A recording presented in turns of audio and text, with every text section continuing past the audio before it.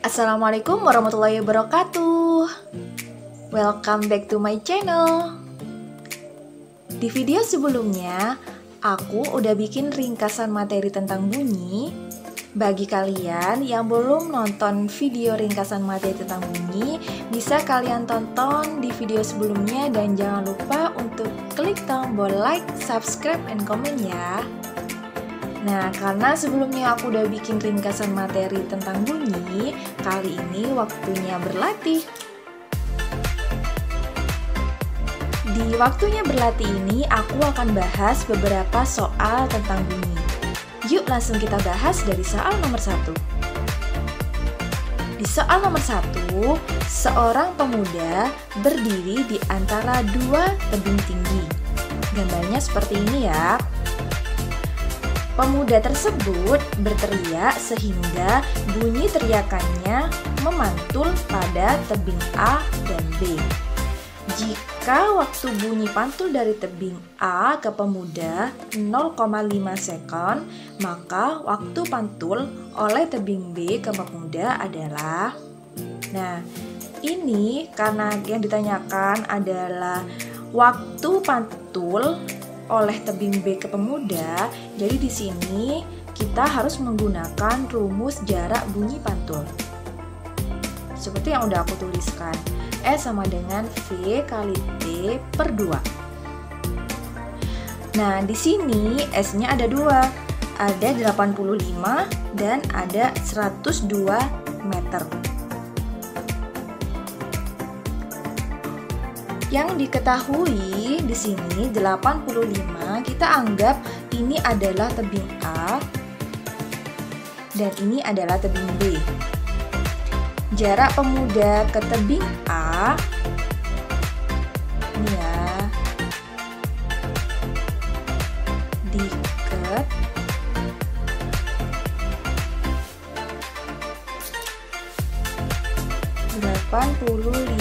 meter. Dan di sini ada yang 102 meter. Ini adalah jarak pemuda ke tebing B. Aku kasih simbol SB. Itu adalah 102 meter. Dan di sini waktu bunyi pantul dari tebing A ke pemuda, jadi dari A ke pemuda itu adalah TA sama dengan 0,5 sekon. Jadi yang ditanyakan adalah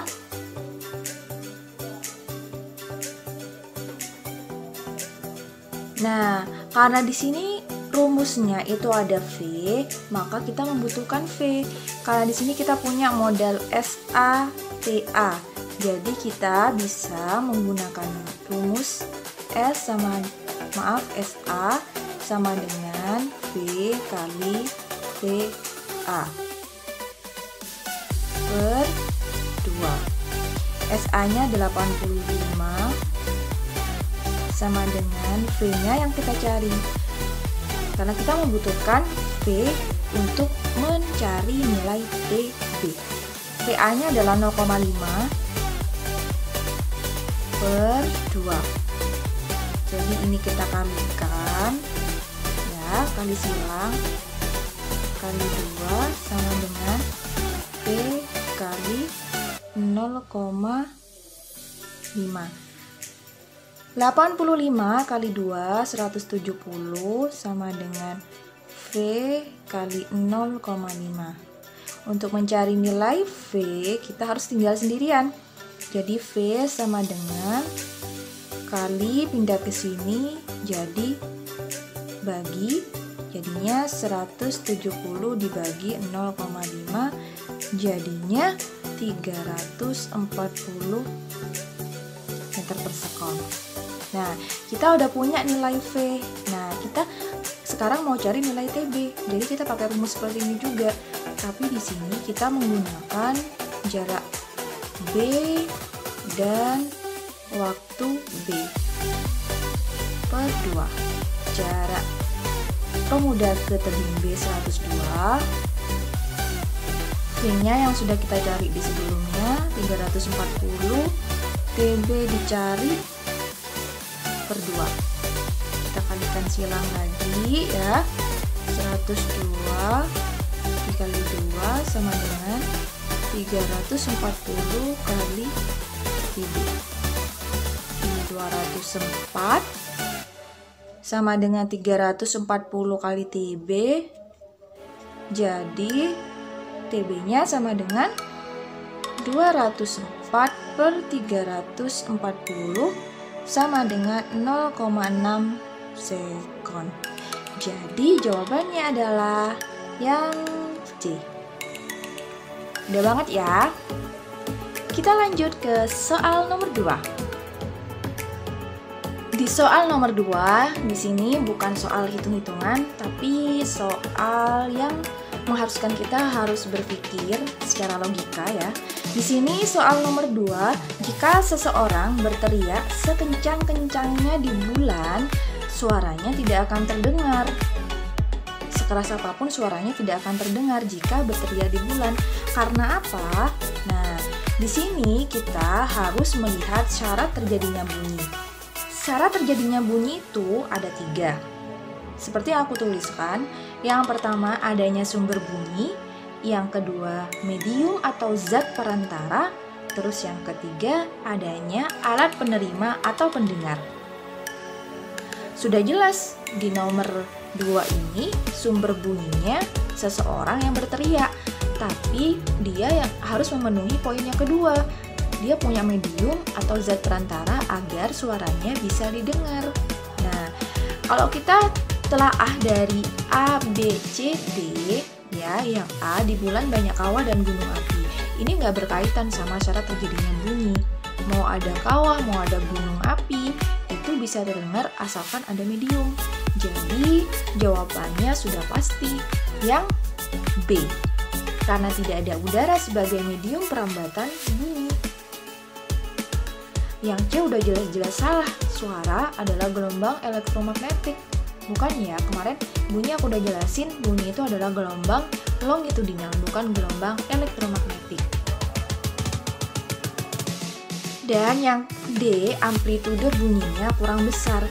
Memang semakin besar amplitudo, bunyi yang terdengar semakin tinggi. Tapi di sini permasalahannya dia berteriaknya di bulan.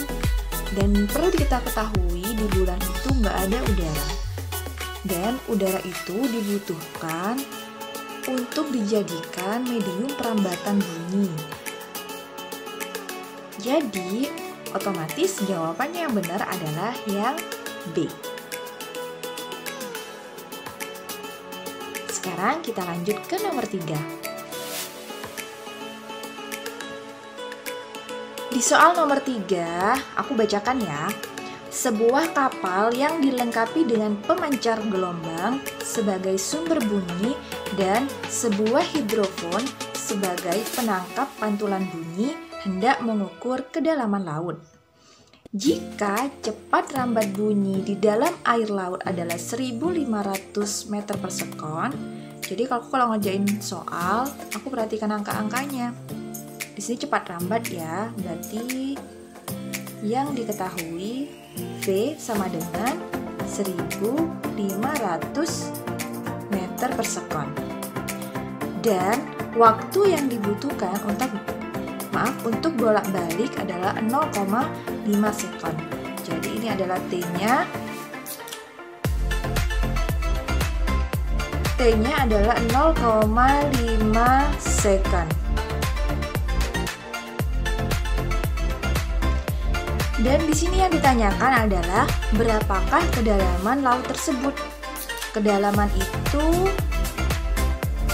simbolnya adalah H. Nah, di ringkasan materi sebelumnya memang tidak ada simbol H, tapi di sini kedalaman itu kita anggap sebagai jarak S. Jadi kita akan menghitung nilai S. Tapi kita ganti H.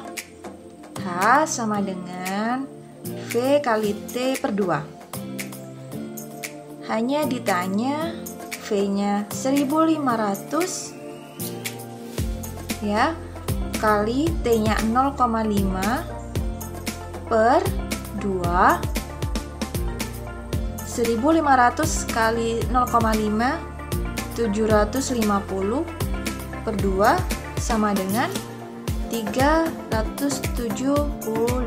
meter. Mudah banget kan? Jadi, ringkasan materi ini sangat membantu kita untuk lebih fokus dalam mengerjakan soal-soal. Jadi kita tidak membaca materi begitu banyak, tapi kalau kita udah tahu intisari dari materi tersebut, jadi ketika ada soal seperti ini, kita akan terbantu dengan adanya ringkasan materi ini. Oke, cukup sekian untuk video pembahasan kali ini.